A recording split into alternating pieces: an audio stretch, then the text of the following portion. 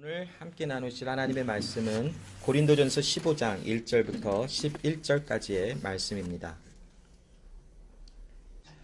고린도전서 15장 1절부터 11절까지의 말씀을 제가 읽겠습니다. 형제들아, 내가 너희에게 전한 복음을 너희로 알게 하노니 이는 너희가 받은 것이요 또 그 가운데 선 것이라. 너희가 만일 나의 전한 그 말을 굳게 지키고 헛되이 믿지 아니하였으면 이로 말미암아 구원을 얻으리라. 내가 받은 것을 먼저 너희에게 전하였노니 이는 성경대로 그리스도께서 우리 죄를 위하여 죽으시고 장사 지낸 바 되었다가 성경대로 사흘 만에 다시 살아나사 게바에게 보이시고 후에 12 제자에게와 그 후에 500의 형제에게 일시에 보이셨나니 그 중에 지금까지 태반이나 살아있고 어떤 이는 잠들었으며 그 후에 야고보에게 보이셨으며 그 후에 모든 사도에게와 맨 나중에 만삭되지 못하여 난 자 같은 내게도 보이셨느니라. 나는 사도 중에 지극히 작은 자라 내가 하나님의 교회를 핍박하였으므로 사도라 칭함을 받기에 감당치 못할 자로라. 그러나 나의 나된 것은 하나님의 은혜로 된 것이니 내게 주신 그의 은혜가 헛되지 아니하여 내가 모든 사도보다 더 많이 수고하였으나 내가 아니요 오직 나와 함께 하신 하나님의 은혜로라.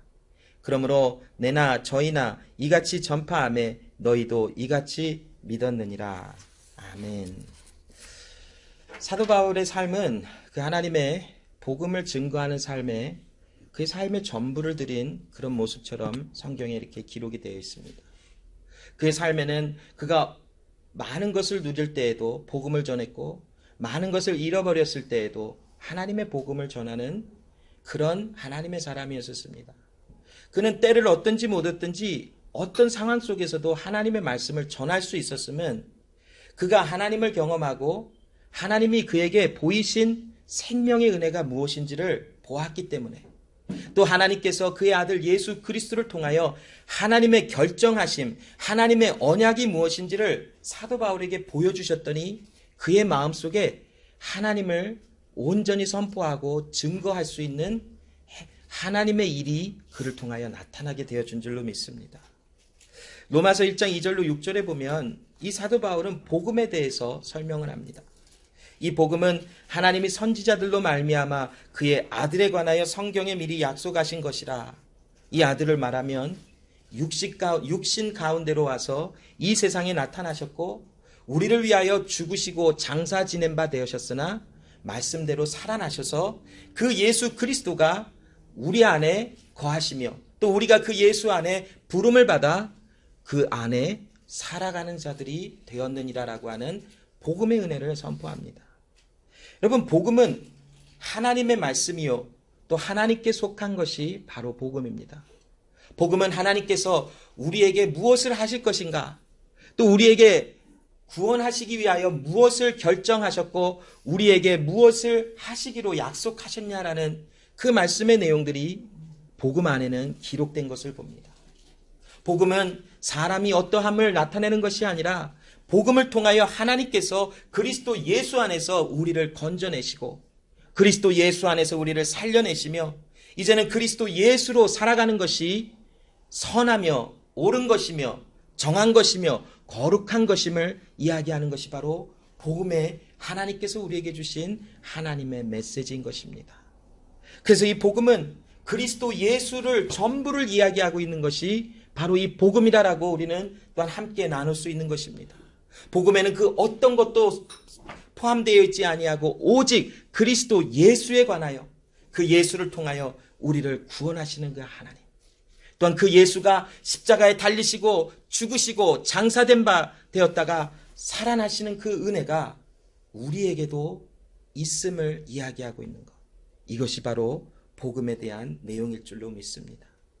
여러분, 오늘 본문 1절에 보면 이 사도 바울은 고린도 교회 성도들에게 너희들에게 전한 바, 너희들에게 이미 이 복음의 말씀을 전하였더라. 그러나 너희가 잠시 잠깐 그 복음을 바라보매 잠시 잠깐 흔들려 너희가 그 복음의 은혜 속에서 살아가지 못하는 연약함이 보이나 그러나 나나 모든 사도들이 너희들에게 복음을 전한 그 복음으로 인하여 너희가 믿음 안에서 구원을 받은 자라라고 그들의 정체성에 대해서도 증거해 줍니다. 여러분 로마서 1장 16절 17절에 보면 복음은 하나님의 능력이라 라고 말씀을 합니다. 복음에는 하나님의 능력이 나타나서 듣는 자에게 하나님이 믿음을 주시고 그 믿음 안에서 구원케 하시는 하나님의 능력, 이것이 바로 복음을 통하여 증거된다라고 합니다. 여러분, 사람의 말이나 사람의 어떤 프로그램이나 사람의 어떤 계획이나 사람의 어떤 행위를 통하여 또 교회에서 무엇인가를 행함을 통하여 사람들에게 구원의 은혜가 전달되는 것이 결코 아닙니다. 오직 우리에게 구원의 은혜를 있음이 알게 되어지는 모든 것은 바로 복음이라고 하는 하나님의 아들 예수 그리스도에 대한 말씀이 우리를 변화시키시며 그 말씀이 우리를 구원해내는 것입니다. 우리의 마음속에 하나님께서 주신 그 복음의 은혜가 우리를 하나님의 사람으로 변화시키게 하시고 하나님을 믿는 믿음 안에서 하나님께 구원받은 자로서의 삶을 살아가도록 우리의 길을 인도하여 내시는 것입니다. 그래서 사도 바울은 로마서 1장에 복음에는 하나님의 능력이 나타나서 믿는 자에게 구원을 주시는 하나님의 일이 있다라는 것을 우리에게 전달하는 것입니다. 오늘 특별히 이 1절에 사도 바울은 자기가 받은 능력, 받은 말씀, 즉 복음이 이것이다 라고 오늘 고린도 교회 성도들에게도 선포합니다. 2절에 보면 너희가 만일 나의 전한 그 말을 굳게 지키고 헛되이 믿지 아니하였으면 이로 말미암아 구원을 얻으리라 라는 말씀을 기록한 것을 봅니다. 이 번역본에 보면 어떤 모습에는 우리가 믿음을 가지고 그렇게 살아가면 구원이 임한다라는 것처럼 우리가 이렇게 읽을 수 있을지도 모를 것입니다. 그러나 이 2절에 사도 바울의 그 복음을 증거하며 이 2절 말씀을 선포하는 내용을 잘 살펴보면 우리가 구원받은 자로 믿음이 우리에게 주어져서 그 믿음 안에 구원받은 자로 끝까지 살아가는 것이 이것이다라는 것. 즉 하나님께서 우리를 구원하시고 우리에게 믿음이라는 것을 하나님의 말씀, 복음으로 우리에게 말씀을 주사 또한 우리를 그 말씀이 우리를 말씀을 지켜나가는 삶을 살아가게 하는 것. 이것이 바로 구원받은 사람으로서의 삶이다라는 것을 우리에게 설명하는 것입니다. 여기 1절에 다시 돌아가서 이는 내가 받은 것이다 라고 말씀을 합니다. 이는 너희가 받은 것이요. 또 사도 바울도 이것을 받은 것을 고린도 교회 성도들에게 지금 증거하고 있는 것입니다. 여기 받았다라는 것은 그 헬라어로 단어를 찾아보면 파라람바노라고 하는 단어인 것을 봅니다. 이 파라람바노라고 하는 것은 그 사람이 누군가로부터 무엇을 받아서 그 사람과 일치가 되었다라고 하는 그런 말의 뜻을 갖고 있습니다. 파라람바노라고 하는 것은 즉 복음이 그리스도 예수를 통한 하나님의 아들 예수에 관한 말씀이 하나님께로부터 사도 바울 안에 임하여 그것이 사도 바울과 하나가 되었다라는 것을 암시하고 있는 파라람바노라고 하는 받은 것이다 라고 하는 단어의 뜻입니다. 사도 바울은 지금 고린도 교회 성도들에게도 너희도 이 복음을 받아 복음과 너희가 연합되어 하나가 된 자이다 라고 합니다. 그럼 이 파라람바노라고 하는 받은 것이다 라고 하는 단어는 또 무엇을 우리에게 보여주고 있냐면 즉각적인 순종의 은혜가 있는 것을 우리에게 보여주고 있는 것입니다. 로마서 1장 2절로 6절의 말씀에도 사도 바울은 이방인 중에서 믿어 순종케 하나니라는 말씀을 보며 믿음이 있으면 즉각적으로 즉 복음이 우리 가운데 임하면 그 복음으로 인하여 우리 마음 가운데 하나님을 향한 순종의 열매들이 나타난다라고 합니다. 이것은 뭐 어떤 일을 하는 것보다도 순종이라고 하는 하나님의 말씀이 믿어져 그 말씀 앞에 전부가 내어지는 이런 것을 뜻하고 있을지 모릅니다. 즉 우리가 구원을 하나님께서 복음을 전해주신 것 예수 그리스도에 관한 하나님의 말씀을 주시면 그 말씀이 하나님의 능력으로 말미암아 믿어지게 되어져 있다는 것입니다. 이것이 바로 복음 안에 하나님이 두신 하나님의 능력입니다. 자, 사도 바울이 말하고 있는 이 복음을 본문에서는 조금 더 구체적으로 이와 같이 설명합니다. 내가 받은 것을 먼저 너희에게 전하였노니 이는 성경대로 그리스도께서 우리 죄를 위하여 죽으시고 장사 지낸 바 되었다가 성경대로 사흘 만에 다시 살아나셨다라고 합니다. 자, 여기 로마서 1장 2절로 6절에도 말씀에 복음에 관한 말씀을 전거하면서 사도 바울은 예수 그리스도께서 죽은 자 가운데서 부활하여 능력으로 하나님의 아들로 선포되셨고 우리 주 예수 그리스도가 우리 안에 오셔서 우리도 하나님의 것으로 부름을 받은 것이다 라고 복음을 선포합니다. 그런데 오늘 본문에서는 조금 더 그 예수께서 죽으신 이유가 무엇인지를 복음 안에 선포하고 있는데 그것이 바로 우리의 죄를 위하여 죽으셨다라고 선포합니다. 즉 예수 그리스도는 우리가 하나님 앞에 죄 있는 모습으로 드러난 것을 위하여 그것 때문에 우리를 위하여 죽으시고 그 죄 있는 우리도 예수와 함께 죽게 하시고 예수의 부활의 생명에 이를 때에 우리도 그 예수와 함께 죽은 자라면 로마서 5장 6장에 걸쳐서 계속 나오는 말씀처럼 우리도 예수와 함께 살아난 자가 된 것이다라고 선포하는 것입니다. 여러분, 그러면 죄는 무엇입니까? 과연 죄는 무엇이며 이 죄는 어디서 이 세상에 나타나게 된 것입니까?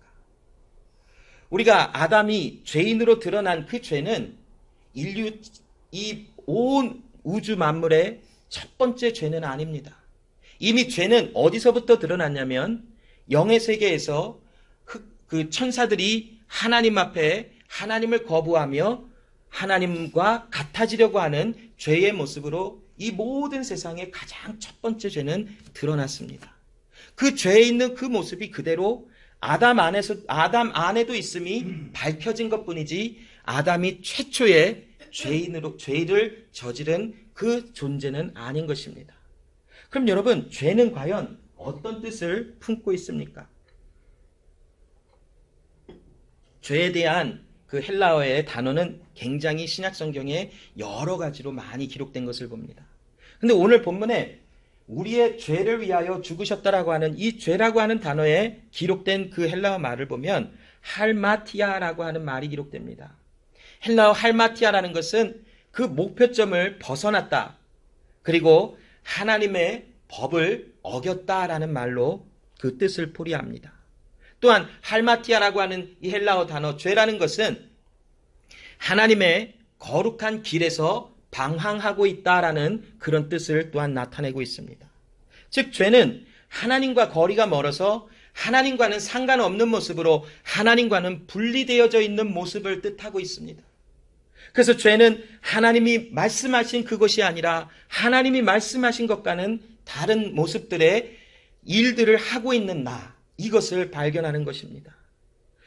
요한일서 3장 4절에 보면 죄를 짓는 자마다 불법을 행하나니 죄는 불법이다 라고 말씀합니다. 여러분, 죄라는 것은 결국 하나님의 법이 없는 것입니다. 하나님의 법은 우리에게 무엇을 말합니까? 너는 죽은 자라라고 말씀하시죠. 율법의 내용이 무엇입니까? 법을 지키지 아니하면 하나님의 말씀을 그 하나라도 어긴다면 우리의 모습은 바로 죄인으로 그 값을 지불해야만 하는 죽은 존재라고 하는 그런 모습을 나타냅니다. 또한 하나님의 말씀 속에서 죄는 하나님의 사랑이 없는 것을 또한 나타내고 있습니다. 여러분, 하나님은 사랑이시라 죄가 사함을 받은 자들에게는 하나님의 사랑이 있을 수밖에 없습니다. 왜냐하면 하나님이 그와 함께하는 사람이기 때문에 하나님을 사랑할 수 있으며 이웃을 내 몸과 같이 사랑할 수 있는 하나님의 거듭난 생명을 받은 자로서의 열매가 나타나는 건 이것이 바로 하나님과 함께하는 사람의 모습일 것입니다. 그러나 죄인으로 죄가 있다라는 것은 하나님의 사랑이 그와 함께하고 있지 아니하는 것을 뜻할 수 있습니다. 그러면 여러분, 이 죄는 어떻게 인류 안에 들어온 것입니까? 어떻게 사람 안에 들어온 것입니까? 우리가 아는 대로 창세기 말씀에 보면 사탄이 아담과 하와에게 가서 특별히 하와에게 하나님께서 너희에게 이것을 결탄코 먹지 말라 하셨더냐 하며 대화 내용이 나옵니다. 그 성경의 내용을 보면 사탄이 하와를 꼬셔서 시험에 빠지고 유혹에 빠져서 그 마음속에 죄를 심어줬기 때문에 그가 그것을 먹고 타락한 존재가 되었다라는 것으로 우리가 하나님의 말씀을 이렇게 읽어보면 그렇게 알 수 있을지도 모릅니다. 그러나 여러분 한번 잘 생각해 보시기 바랍니다. 우리가 한 가지 놓치고 있는 한 가지 포인트가 있는데 무엇이냐면 벌써 이미 아담과 하와는 선악을 알게 하는 나무의 열매를 먹기 전에 이미 타락한 존재일 것입니다. 왜냐하면 그 마음속에 저 열매를 따먹고자 원하는 소원과 디자이얼이 있다는 것은 이미 그 존재가 그 열매를 따먹을 수밖에 없는 그런 사람임을 나타내는 것이지, 내가 이 열매를 먹고 내가 하나님을 거부하겠다라고 하는 그 일을 행함으로 죄인이 된 것이 결단코 아닙니다. 이미 그 마음속에 하나님과 같이 되도록 하나님과 겨루어 이겨보려고 하는 하나님과 정반대 속에 서서 하나님의 말씀과는 상관없는, 또 하나님의 인도하시는 삶의 모습과는 상관이 없는 하나님과 정반대의 모습으로 쓰고자 원하는 디자이얼이 있다는 것은 이미 그가 하나님으로부터 떨어진 자라는 것을 나타내는 것입니다. 그러면 여러분, 성경은 분명히 우리에게 아담과 하와는 하나님의 형상으로, 하나님의 모양으로 창조되었고 지음을 받았다 하는데, 과연 그 마음은 어디서부터 온 것입니까? 과연 그 마음은 하나님으로부터 멀리 떨어지고자 원하는 그 마음은 과연 어디서부터 온 것일까? 이것에 대한 내용은 수많은 역사 속에, 기독교 역사 속에 논의되었고 또한 나누어져 봤고 수많은 이야기들이 나왔던 그런 질문의 한 가지입니다. 우리는 어쩌면 어떻게 거룩한 하나님의 형상과 모양으로 창조되고 만들어진 아담 안에 이 죄의 모습이 있었을까라는 것에 대해서 우리는 정확하게 답을 할지 못할지도 모릅니다. 그러나 여러분, 한 가지, 이것에 대한 질문을 다 답을 못하겠지만 한 가지 정확하게 우리가 선포할 수 있는 진리가 있습니다. 여러분, 어떤 학자들은 하나님께서 아담과 하와에게 범죄하도록 올데인 하셨다라는 말이 있습니다. 이것은 굉장히 해석하기가 조금 부담스러운 그 주장일 수도 있습니다. 하나님은 분명히 죄를 만드신 분이 아니라고 합니다. 성경에 보면. 죄에 시작하신 분도 아니고 하나님과 죄는 상관이 없다라고 야고보서에 나와 있는 것을 봅니다. 그런데 하나님이 사람에게 죄인의 모습으로 드러나게 하시는 것을 허락을 하셨다라는 것, 그것과 하나님은 죄의 시작이 아니다라는 말씀이 굉장히 이해하기가 난해합니다. 그래서 이것에 대해서 수많은 이 성경적인 학설들이 계속 등장을 합니다. 그러나 우리가 그것을 지금 이 시간 이 말씀을 나누며 그것이 왜 그렇게 되었는가를 따지고 그것을 찾아보고 연구해보고 나눠보자 하는 것이 아니라, 결과적으로 하나님께서 왜 인류에 죄가 드러나게 하셨는가, 왜 그러셨는가를 집중해 보기를 원합니다. 여러분, 죄는 분명히 나쁜 것입니다. 그런데 죄가 있다라는 것은 좋은 것일 수 있습니다. 왜 그런 줄 알아요, 여러분?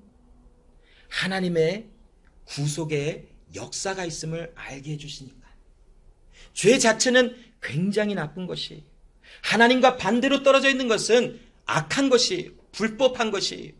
그런데 죄가 이 세상에 존재한다라는 것, 나타났다라는 것은 하나님의 구속의 계획과 구속하시는 하나님의 의가 있다라는 것을 우리에게 보여주고 있다라는 것이. 그래서 여러분, 죄는 우리에게 무엇을 지금 포인팅해서 알려주냐면, 우리 안에 하나님의 선하심이 들어올 것이다라는 것을 포인트해 주시는 거예요. 여러분, 내가 죄인이라는 것이 깨닫지 못한다라면, 하나님 앞에 내가 죄인이라는 것을 내가 고백하는 것은 하나님의 말씀이 하나님의 말씀이다라고 믿어지는 것이, 그래서 그 말씀에 나를 비교해 보니까, 그 말씀 안에 나를 세워보니까 그 말씀의 기준에 나는 다 틀린 사람이에요. 그게 드러난 거예요. 그래서 나는 하나님 앞에 죄인입니다를 인정케 되어져요. 그런데 스스로가 죄인인 것을 모른다라는 것은 첫 번째, 하나님의 말씀이 하나님의 말씀으로 인정되어지지 않기 때문에 그래요. 예를 들어서 여러분, 운전하는 데는 법들이 있지요. 그걸 인정하지 않으면 마음대로 타고 다닐 거예요. 너 왜 잘못했어? 내가 뭘 잘못했는데? 어떤 기준에서 내가 잘못을 했을까? 나는 그게 옳은 법이라고 안 생각하기 때문에 안 했기 때문에 나는 잘못한 게 아니야 라고 말할 수 있겠지. 그러나 운전하는 그 법을 내가 인정을 하고 안다면 빨간불에는 안 지나가겠지. 물론 가시는 분들이 있을지 없을지 모르겠지만, 그러나 그 법을 안다면 빨간불에 지나가는 건 큰일 나는 것으로 알고 있겠지. 그리고 그것을 지키겠지. 그러나 그것을 한번 지나가면 첫 번째 우리에게 길티한 마음이 생겨서 경찰이 있나 없나를 두리번거리죠.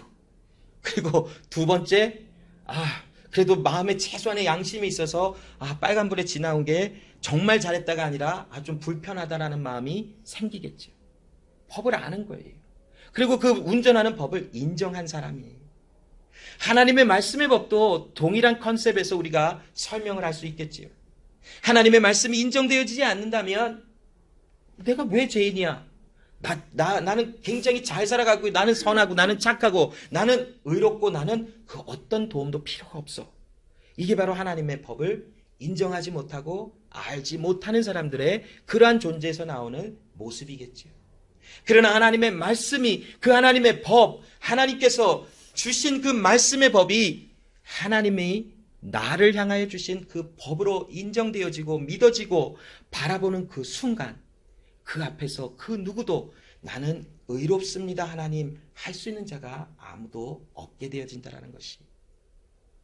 자, 하나님은 죄라는 것을 하나님이 부재하신 것, 하나님과 떨어진 모습에 있는 것, 하나님과 분리되어져 있는 이 모습을 드러나게 하시며 그것을 깨닫고 보아진 자들에게, 그것을 본 자들에게 무엇을 하시냐면 구속의 역사가 있음을 하나님은 알게 해주시는 것이, 이것이 우리에게는 소망이요, 이것이 우리에게는 은혜인 것이에요. 하나님이 행하신 그 일, 거룩하신 하나님이 거룩한 사람을 만들어 놓으셨는데 거기에 어떻게 죄 있는 모습으로 드러날까? 이거는 솔직히 말하면 우리는 다 대답하지 못하는 것이 정답이에요. 많이 성경을 공부해보고 역사를 공부해보고 성경의 그 원어를 수많이 공부해봐도 정확한 한 답이 나오지 못해요. 그러나 성경을 통해서 우리에게 정확하게 오직 하나의 진리를 주시는 것이 있어요. 죄인이냐? 내가 너를 구원하노라. 여러분, 그래서 요한복음 1장 10 몇 절인가요? 1장 10 몇 절인가 보면 사도 요한이 예수님을 바라보며 말씀을 선포하지요. 보라, 세상 죄를 지고 가는 어린 양을 보라. 이것이 하나님의 결단이에요. 이것이 하나님의 구속의 목적이요, 하나님이 이것을 우리에게 보여주시는 것이, 너 죄인으로 너가 드러나졌어? 내가 내 아들을 보내어 그 죄를 내 아들에게 짊어지게 하고 너를 내가 함께하는 나의 영광이 나타나는 그 자녀로 내가 너를 불러낼 것이야. 이것이 바로 하나님이 이 세상을 창조하시며, 아니 이 세상을 창조하시기도 전에 모든 하나님의 결단과 계획 속에 하나님이 가지고 계셨던 하나님의 의지라는 것이에요. 왜 우리에게 죄인의 모습이 드러났는지, 왜 어떻게 그게 왔는지, 어떻게 인류에 그 죄가 태어났는지, 하나님이 보시기에 좋았더라 하시는 이 모든 세상 가운데 어떻게 하나님의 손으로 만드신 거룩한 모습을 갖고 있는 천사들이 하나님을 거역하여 타락으로 떨어졌는지 우리는 그 내용을 전부 다 이야기하지 못해요. 그러나 우리에게 주신 은혜, 우리가 이것을 비록 모를지라도 하나님께서 정작 중요하신 것은 무엇이냐면 죄인으로 이 세상에 서 있는 사람들에게 하나님의 구속의 역사를 통하여 하나님의 아들 예수 그리스도를 통하여 예수가 우리 죄를 위하여 대신 죽으시고 그 예수가 죽은 자 가운데서 살아나심으로 나도 예수와 함께 죽은 자요 예수와 함께 부활의 생명을 잃은 자로 하나님 나라에 있는 자, 하나님의 나라가 된 자, 그 사람들로 불러내시는 것. 이것이 우리에게 주시는 하나님의 은혜의 말씀인 것. 또 우리는 그 말씀을 소망으로 마음에 품고 그 하나님 앞에 자유할 수 있게 되어진다라는 것. 이것이 큰 은혜임을 우리는 선포하고 감사하며 나눌 수밖에 없는 것이지. 여러분, 이 은혜를 깨달은 사울이라고 하는 청년은 그 하나님의 말씀 앞에 자신을 끊임없이 내어 비춰줬어요. 그래서 오늘 본문 9절에 보면 나는 비록 사도라라고 하나님 앞에서 지금 사도로 부르면 하나님이 나를 불러내셔서 사도라, 너는 이방인을 향한 하나님의 말씀을 전한 사도라, 내가 너를 이방인을 위하여 사도로 세우노라 하셔서 나는 나오긴 나왔지만 나는 그 은혜를 감당할 수 있는 존재가 아니다라는 것을 어디를 가나 지금 나누고 있죠. 왜 그럴까요? 그를 날마다 하나님의 말씀 앞에 새날을 주신 그 새날 속에서 하나님의 말씀 앞에 섰더니 오늘도 자신은 하나님이 없으면 더러운 죄인이요, 하나님이 없으면 하나님의 은혜를 하나님의 그 사랑과 하나님의 모든 아름다움을 경험할 수 없는 자인 것을 날마다 보는 거예요. 여러분, 하나님께서 우리를 거룩하게 하시는 그 거룩하심은 어제 거룩하심을 받았다면 오늘은 끝이 난 것이 아니에요. 하나님께서 우리를 거룩하게 하시는 것은 어제의 거룩함으로 오늘 거룩한 삶을 살아가는 것이 아니에요. 오늘이라 일컫는 매일의 삶 속에 하나님은 우리를 성화시키고 거룩함이 무엇인지를 경험하게 하시며 오늘 주시는 그 은혜로, 새 은혜로 우리를 살아가게 하시는 것이에요.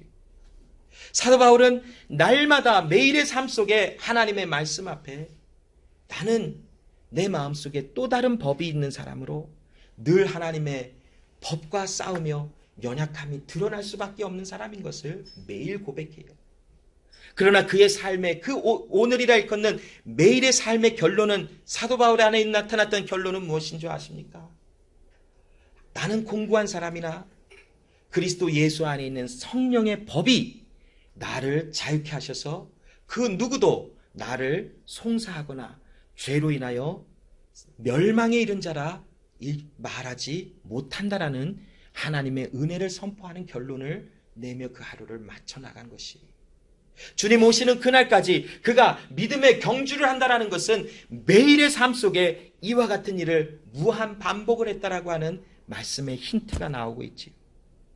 여러분, 오늘도 하나님은 우리에게 새 날을 주셔서 오늘이라 일컫는 매일의 삶 속에 나를 하나님 앞에 은혜가 없으면 살지 못하는 자로 드러내게 하시며, 그래서 나는 하나님이 필요합니다, 이것을 호소할 수 있는 자들로 우리를 계속 불러내세요. 그리고 오늘이라는 이 날에 우리의 마침은 그리스도 예수 안에 자유를 얻은 자요, 그리스도 예수 안에 하나님의 나라가 된 자인 것을 알게 하심으로 감사를 고백하며 우리는 잠자리에 들어갈 수밖에 없는 그런 사람들이라는 것이, 내일의 날은 또 하나님께서 새 날을 주시면 이것은 또 반복이 되어지며 우리에게 새로운 은혜를 또 경험하게 하시며 그 하나님 안에서 내가 끊임없이 발견되게 하시는 은혜를 주시는 것이지. 오늘 이 구절에 나는 하나님의 교회를 핍박하는 그런 악한 자였다, 나는 예수가 너무 싫어서 그 예수를 믿는 것조차 싫었고, 예수를 믿는 사람이면 그 사람을 힘들게 하고 감옥에 가다버리기 정도로 나는 그들을 싫어하여 교회를 어렵게 하고 하나님의 말씀, 진리가 선포되는 것을 회방했던 자라. 그러므로 나는 사도라, 칭함을 받을 수 없는 자라라고 말을 합니다. 여러분, 사람은 이 하나님의 은혜가 없으면 선함도 없고 하나님의 거룩함도 없고 하나님의 또한 의도 발견하지 못해요. 요한복음 5장 42절에 보면 예수님께서 다만 하나님을 사랑하는 것이 너희 속에 없음을 알았노라. 예수님이 미처 몰랐다가 내가 너를 보니까 하나님의 사랑하는 것이 없었다라는 걸 얘기하는 것이 아니라 알려주고 있는 거예요. 너희 가운데 하나님을 사랑하는 그 사랑이 없노라. 그 너희는 누군가요? 하나님의 은혜를 아직 경험하지 못한 자, 예수를 만나지 못한 모두를 얘기하고 있어요. 무엇인가 여러분? 사람은 하나님의 은혜, 하나님의 구원하심이 없으면 그 누구도 할 것 없이 하나님 앞에 멀리 떨어진 자요, 하나님의 사랑 자체가 발견되지 못하는 그런 악한 존재로 드러날 수밖에 없는 것이지. 로마서 7장 18절에 사도 바울이 무엇을 고백합니까? 내 속 곧 육신에 선한 것이 거하지 아니하는 줄을 내가 알았다라고 말하지요. 즉 하나님의 은혜 속에 거하지 아니하는 나의 육체는 하나님 앞에 선한 것이 아무것도 없어요. 에베소서 4장 18절에도 사도 바울은 이렇게 고백하지요. 저희 총명이 어두워지고 저희 가운데 있는 무지함과 저희 마음이 굳어짐으로 말미암아 하나님의 생명에서 떠나 있는 것이다. 즉 여러분, 생명이 우리에게 찾아오지 않으면, 예수가 우리에게 찾아오셔서 그 생명으로 우리를 인도하시지 않으면 우리는 무지하고 총명하지 않으며 마음이 굳어져 하나님의 생명이 없는 자들로 살아가는 거예요. 욥기서 14장 4절에 욥이 깨달은 것이 무엇입니까? 누가 깨끗한 것을 더러운 것 가운데서 낼 수 있으리까? 하나도 없나이다. 그래요. 여러분, 살아가는 존재가 죄인으로, 죄가 가득 찬 사람으로 살아가는데 어찌 그가 선하신 하나님을 찾을 수 있겠습니까? 죄인으로 살아가는 삶 속에 어찌 그가 선하신 하나님의 말씀을 사모하여 그 말씀 앞에 나가서 나는 하나님의 말씀이 좋습니다 할 사람이 누가 있겠습니까? 어떤 이익을 구하고 어떤 관계 속에서 그런 척을 할 수는 있을지도 몰라요. 예수 믿는 척, 예수의 말씀을, 하나님의 말씀을 사모하는 척 할 수 있을지는 몰라요. 그러나 그 마음 중심에 더러운 것에서 어찌 깨끗한 것을 낼 수 있을까? 할 수 없느니라라는 욥기서의 말씀과 같이 여러분, 우리의 존재가 하나님의 율법 앞에서, 말씀 앞에서 죽어진 자가 아니라면 우리는 하나님의 선하심을 나타낼 수 있는 그런 존재들이 아니라는 것이. 복음서에는 수많은 그런 존재들이 나타나지요. 예수님은 그들에게 너희들은 내 양이 아니라, 내 양이었으면 너희는 내 음성을 듣는 자니라. 그러나 내 음성을 듣지 못하는 거로 너희는 내 양이 아니니라 하라고 말씀을 하죠. 너희가 나를 믿었다면 나를 영접하였을 것이지만 나를 믿지 아니하므로 너희들은 나를 영접하지 아니하고 거부하는도다. 왜 그럴까 여러분? 해 아래 새 것이 없고 그 어떤 누구도 하나님의 은혜가 없이는 내가 죄인임을 깨닫지 못하는 것이. 그러나 사도 바울은 그런 가운데 하나님께서 그에게 찾아오셔서 그에게 보이신 것이, 자신을 보여주셨어요. 나의 거룩함이라, 나의 영광이라, 이 영광을 내가 너에게 주노라. 그러자 하나님의 그 엄청난 거룩한 말씀 앞에 자신의 더러움과 수치와 연약함이 다 드러나진 것이 인정되기 시작했어요. 하나님, 나는 죄인입니다. 나는 하나님의 은혜가 없으면 살아가지 못하는 자입니다. 이것을 고백하고 경험한 사도 바울이지. 여러분, 빌립보서 3장 6절로 9절에 보면 사도 바울은 이렇게 고백을 하죠. 열심으로는 교회를 핍박하고 율법의 의로는 나는 흠이 없는 자입니다. 지금 이 사람이 뭐라 하냐면, 하나님, 나는 하나님처럼 말씀을 다 지킬 수 있지요. 이렇게 살아갔지요. 왜냐하면 율법을 너무나 많이 잘 알았어요. 율법을 전문적으로 공부한 사람이지요. 전문적으로 율법의 내용이 뭐고 이게 어떻게 하는 것이고, 그래서 아마 이 청년 사울은 율법을 아마 되게 열심히 지켰던 사람인 것 같아요. 그러면서 그 열심을 가지고 이 하나님의 율법이 아닌 믿음으로 구원을 받는다라고 하는 하나님의 복음의 말씀이 선포되니까 그것이 거짓이라고 그토록 열심을 가지고 쫓아다니며 그 말들을 막아버린 거예요. 자, 그런데 이 사도 바울의 고백을 봅니다. 그러나 무엇이든지 내게 유익하던 것, 내가 즐겨하고 내가 맞다 옳다 하던 것을 내가 그리스도를 위하여 다 해로 여길 뿐더러 또한 모든 것을 해로 여김은 내 주 그리스도 예수를 아는 지식이 가장 고상함을 인함이라. 여기 지식이라는 것은 그노시스라고 하는 거, 아니면 에피그노시스라고 하는 이런 단어들로 이렇게 쓰여진 것을 보는데, 이것은 히브리 말 야다라는 말과 같은 뜻이지요. 야다라는 말이 무엇인가요? 연합이라는 말이지요. 예수님이 찾아오셔서 사도 청년 사울과 연합하여 주시고, 즉 너는 내 안에 나는 너 안에 내가 너와 함께 죽고 함께 살아난 것을 경험하고 알아지니까 하나님 말씀 이외에 즉 예수 그리스도의 복음의 은혜 이외에는 모든 것이 아니다라고 하는 이 삶의 가치관과 결론이 이렇게 나버린 것이, 그래서 사도 바울은 자신이 그리스도 예수 안에서 발견되어지는 것, 이것만이 나에게는 가장 위대한 은혜요 가장 큰 복이다라는 것을 선포하고 증거하고 있다라는 것입니다. 여러분, 그리스도를 믿음으로 말미암은 것, 그 믿음으로 하나님께서 내게 주신 그 의, 이것이 나를 나되게 만들었다라고 선포합니다. 오늘 5절로 8절에 보면 이렇게 될 수밖에 없었던 사도 바울이 나의 삶은 이러하다라고 고백을 하는 것이 나와요. 5절부터 8절에 게바에게도 보이시고 12제자에게도 보이시고 500의 형제에게도 보이고 야고보, 예수님의 그 육체적인 동생 야고보에게도 보이시고 또 모든 사도에게 보이시고, 8절에 제일 나중 만삭되지 못한 것 같은, 정말 온전치 못한 것 같은 부족한 나에게도 예수님이 보이셨어라고 말을 하죠.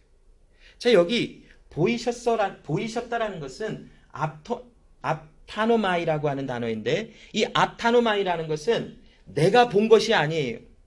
이 앞타노마이라고 하는 것은 누군가 우리에게 보여준 것이, 이 굉장히 중요한 것인데, 내가 하나님을 보기 위해서 내가 나가서 하나님을 볼 수 있는 것이 절대로 아님을 알려주고 있어요. 앞타노마이라고 하는 이 단어는 하나님께서 우리에게 찾아오셔서 우리에게 하나님을 나타내 보이실 때만, 그때만이 바로 하나님을 보게 되어지는 은혜가 있는 것이. 자, 사도 바울이 무엇을 보았을까요?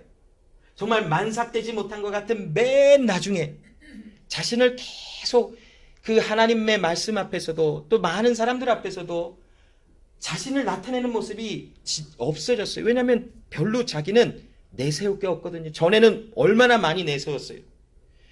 사도 바울이 빌립보서 아까 나눈 말씀 이전에 보면 자랑한 거 굉장히 많지요. 나는 그 베냐민의 지파요, 난지 8일 만에 할례를 받았고 나면서부터 로마 시민권자요, 뭐 했고 육체적으로 자랑할게 나는 이렇게 많아라고 했던 사람이었죠.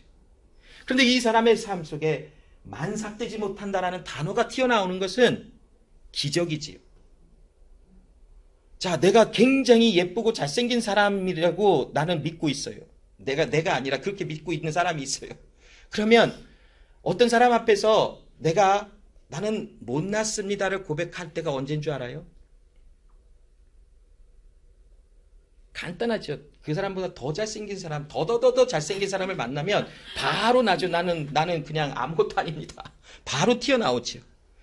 사도 바울이 그 거룩하신 하나님 앞에서 서서 자신이 다 할 수 있는 사람으로 생각했던 모든 것이 거룩하신 전능하신 하나님 앞에 모든 것이 무너져 내렸어요. 그러자 나는 하나님 앞에 만삭되지 못한 것 같은 저 마지막에 서 있는 것 같은 그런 사람인지라도 하나님은 내게 보이셨습니다. 나를 찾아오셔서 나에게 하나님의 영광을 보여주셨습니다. 이렇게 설명하고 있어요. 자, 여러분, 요한복음 17장 1절로 5절에 보면 예수님이 잡히시기 전에, 이 요한복음 17장은 무슨 장이지요?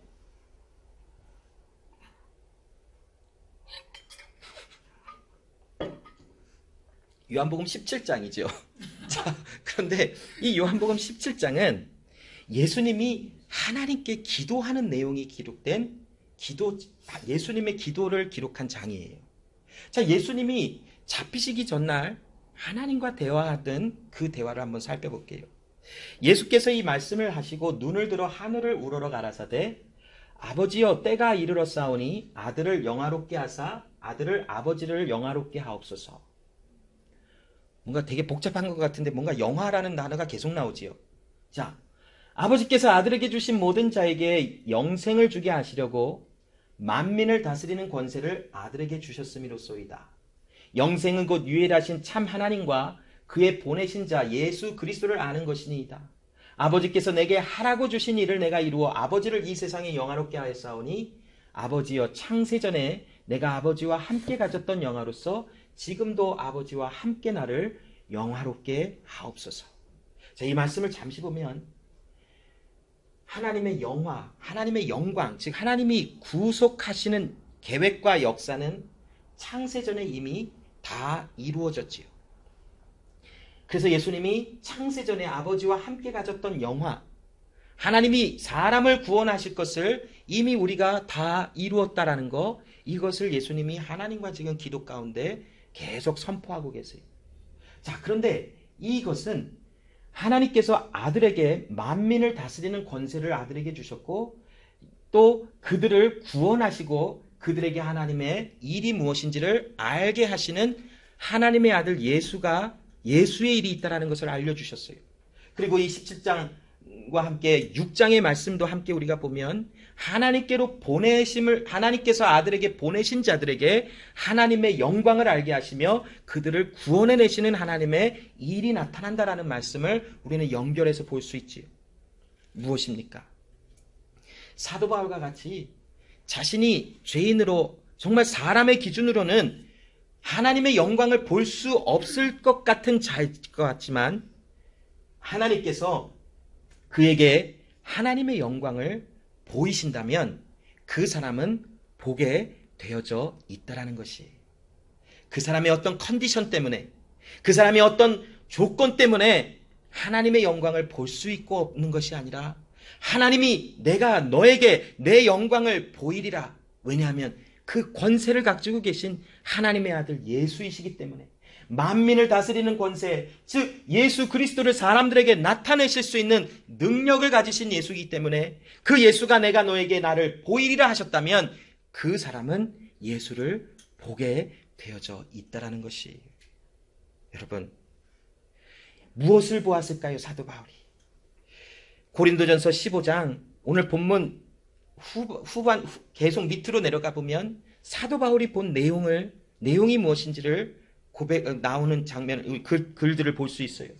자, 고린도전서 15장 13절로 17절에 보면 만일 죽은 자의 부활이 없으면 그리스도로 다시 살지 못하였으리라. 그리스도께서 만일 다시 살지 못하였으면 우리의 전파하는 것도 헛것이요 또 너희 믿음도 헛것이며 또 우리가 하나님의 거짓 증인으로 발견되리니 우리가 하나님이 그리스도를 다시 살리셨다고 증거하였습니다. 만일 죽은 자가 다시 사는 것이 없으면 하나님이 그리스도를 다시 살리시지 아니하셨으리라. 만일 죽은 자가 다시 사는 것이 없으면 그리스도도 다시 사신 것이 없었을 터이요 그리스도께서 다시 사신 것이 없으면 너희의 믿음도 헛되고 너희가 여전히 죄 가운데 있을 것이다 라고 선포합니다. 여러분, 사도 바울이 지금 본 것은 예수 그리스도의 부활만을 본 것이 아니에요. 예수님이 지금 여기 게바에게 보이시고 후에 12제자에게 보이셨다는 것은 부활하신 후에 예수님이 부활하신 예수 그리스도를 제자들에게 보이시는 장면을 지금 이야기하고 있죠. 그런데 그 부활하신 예수 그리스도를 보게 하신 그 하나님의 은혜는 우리들에게 또 제자들에게 하나님의 구원받은 사람들에게 무엇을 보여주시는 줄 아십니까? 바로 죄로 인하여 하나님 앞에 심판을 받을 수밖에 없는 그런 모든 존재들이 그리스도 예수 안에 있는 그 은혜로 말미암아 나도 죽으신 예수 그리스도와 함께 죽고 그 예수와 함께 살아나리라 라고 하는 구원에 관한 소망을 보이신 것이에요. 그래서 단순히 예수님께서 부활하신 자신을 제자들에게 보이신 것만으로 끝나는 것이 아니라 지금 그 바울 만삭되지 못한 것 같은 맨 나중에 서 있는 것 같은 그런 존재인 나에게도 내가 예수와 함께 죽고 예수와 함께 살아나는 것을 나로 하여금 보게 하였노라라고 고백하고 선포하는 본문의 내용입니다. 여러분, 로마서 5장 17절로 19절에 한 사람으로 말미암아 우리 인류를 대표하는 아담을 통하여 모든 인류가 죄인인 것이 다 드러났지요. 그래서 그 한 사람의 죄로 말미암아 한 사람이 죄를 졌기 때문에 모든 사람이 죄인 된 것이 아니라 한 사람이 대표하여 죄를 지은 것이 나타나지자 모든 사람이 그 죄인으로 죽을 수밖에 없는 심판의 대상들이 되었지만 우리를 대표하여 우리를 대신하여 죽으신 예수 그리스도를 통하여 그 그리스도 예수를 믿음으로 바라봐지는 자들에게 하나님의 영원한 생명이 있음을 로마서 5장 17절로 19절에 사도 바울은 고백을 하지요. 그래서 오늘 본문 10절에 내가 하나님의 구원받은 자 된 것은 전적으로 하나님의 은혜라라고 고백합니다. 여러분, 은혜가 뭡니까? 우리가 언제 은혜라고 합니까? 내가 할 수 없는 것, 내가 또한 받을 수 있는 어떤 그런 아무것도 없는데 누군가 나에게 무엇을 줄 때, 되게 은혜롭다. 이것이 이 사람에게 받은 은혜입니다. 이렇게 고백을 하지 않습니까? 하나님의 율법 앞에서 우리는 내가 하나님의 구원받은 자로 나설 수 있는 어떤 조건도 찾아볼 수 없었는데 하나님께서 그리스도 예수 안에서 나를 구원하신 이것을 알게 하셨다면, 그래서 이 모든 것이 바로 은혜로 드러나진다는 것을 보았다면 그때서야 우리가 이것이 하나님의 은혜라라고 고백하는 것입니다. 자, 10절에 이 하나님의 은혜로 이제 사도 바울이 하나님의 구원받은 자로 드러나졌더니 그는 수고하는 열매들이 나타나지요. 이것조차도 사도 바울은 하나님의 은혜라라고 고백을 합니다. 내가 하나님 앞에 구원받은 자로 이제는 사도로, 하나님이 세우신 사도로, 또 이방인에게 보내진 사도로 내가 가서 다른 사도들보다 더 많이 일을 하고 봉사하고 복음을 전한 것 같지만 내가 아니라 오직 하나님과 함께한 하나님의 은혜입니다. 왜 그럴까요, 여러분? 갈라디아서 2장 20절에 사도 바울은 이제는 내가 사는 것이 아니라 내 안에 그리스도가 살아가는 것을 알고 보았기 때문에 그래요. 여러분, 거듭남은 우리 수도 없이 나눴지요. 내가 죽고 내가 일어나는 것이 아니라 나는 죽었지만 하늘로부터 오는 영원한 생명이 내 안에서 살아나지니까 내가 살아난 것. 이것이 바로 거듭남이라고 나눴지요. 그 사람은 살아있으나 자신의 옛 생명이 살아있는 것이 아니라 이제 자신의 옛사람은 죽어졌고 새 생명이 그에게 와서 그를 산자로 일으켜낸 것이지요. 이게 바로 은혜를 경험한 사람들의 받은 하나님의 복이지.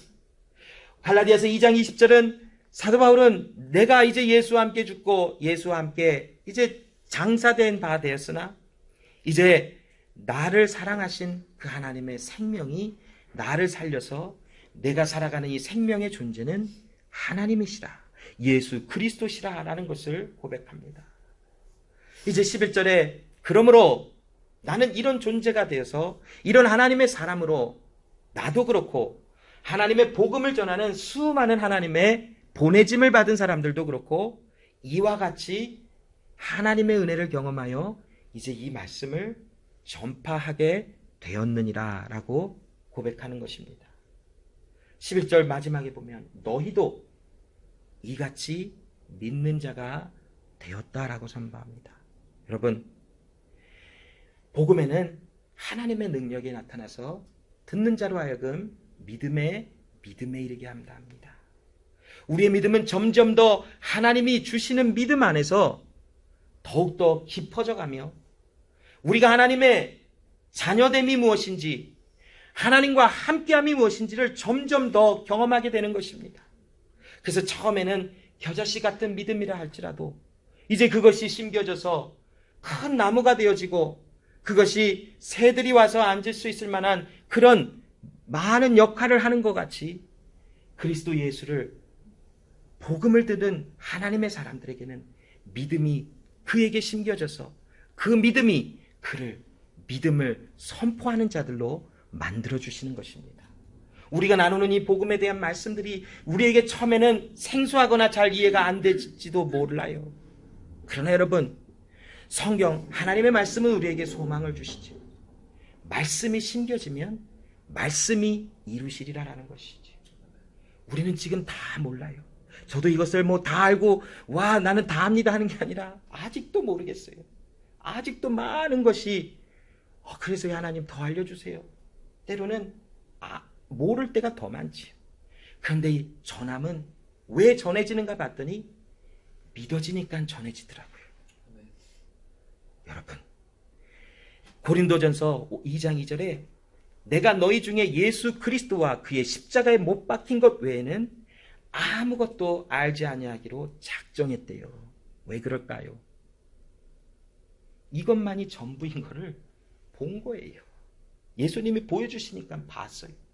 그러니까 이 말씀에 그냥 막 말을 하면 말씀에 완전히 미쳐져 버린 사람이에요. 프랜시스 첸 목사님이 미친 사랑에 대해서 글을 썼지요. 나중에 시간이 되면 그 책 한번 꼭 읽어보고 싶어요. 그 타이틀이 너무 강렬하죠. 그 크레이지 러브라고. 한국어로 직역하면 미친 사랑이지요. 얼마나 하나님이 우리를 사랑하시는 그 사랑을 경험했는지 그 목사님이 자신의 퍼스널 한 그 경험을 아마 미친 사랑이라고 아마 타이틀에서 책을 써낸 것 같아요. 자, 사도 바울도 그 하나님의 복음에 미친 사람이에요. 그냥 하나님의 이 엄청난 말씀에 그 말씀을 경험하고 이 삶이 복음만을 선포하는 삶으로 점점점 믿음 안에서 견고해짐을 받았어요. 여러분, 우리가 지금 계속 나누고 있는 말씀, 바로 예수 그리스도의 증인들이라고 하는 말씀은 내가 증인으로 각오하고 나가서 전한다라는 게 아니라 하나님이 우리에게 그 영광을 보이실 때 그 믿음이 우리를 순종케 하시는 역사를 만들어내시는 것이지요. 믿음이 우리 안에 심겨져서 그 믿음이 자라나면 전하지 않고는 견딜 수 없음이 반드시 나타날 것이에요. 전하지 않고서는 어찌할 바를 모름이 우리에게는 끊임없이 나타날 것이지요. 사도 바울의 믿음이 그를 순종케 하므로 그도 이방인의 사도로 보내짐을 받아 그 당시 이방인과 거래하고 함께하는 것이 그렇게 부정하다 생각했던 수많은 유대인 가운데서도 이방인 속으로 들어가 그들에게 하나님의 거룩한 말씀을 나누게 되어지는 순종케 되어짐이 나타나는 것입니다. 오늘 익투스 제자교회 우리에게도 복음을 전하라, 순종하라, 하나님의 말씀을 나누라가 아니라 말씀을 보게 되어지는 소망을 우리는 바라보자라는 것이, 그 소망이 말씀을 보여주시는 그 하나님이 우리를 순종케 하시며 하나님의 일을 이루어 나가시는 그리스도 예수의 증인들의 삶이 되어질 줄로 저는 소망하며 믿음으로 선포합니다. 기도하겠습니다. 하나님 감사합니다.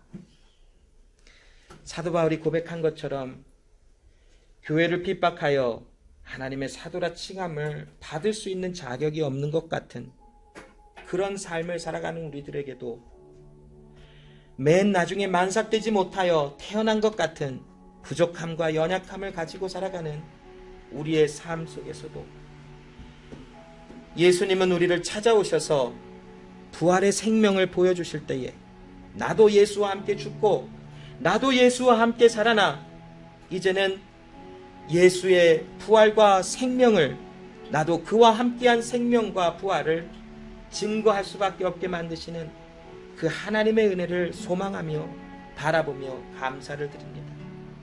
익투스 제자교회, 하나님, 이 교회는 하나님께서 영광을 나타내실 교회로 세워주시는 것을 감사합니다.